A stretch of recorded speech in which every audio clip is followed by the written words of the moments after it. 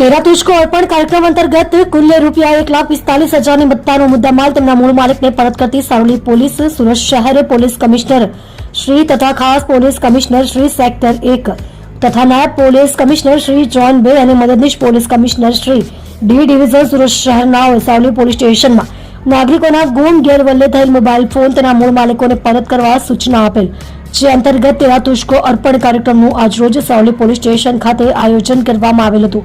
જે કાર્યક્રમમાં Saroli police station દ્વારા લોકોના ગુમ ગેરવલ્લે થયેલ મોબાઈલ ફોન નંગ 10 જેની કિંમત રૂપિયા 1,45,000ની મત્તાનો મુદ્દામાલ અરજદારો મૂળ માલિકોને પરત કરી પ્રશંસનીય કામગીરી કરવામાં આવેલ છે।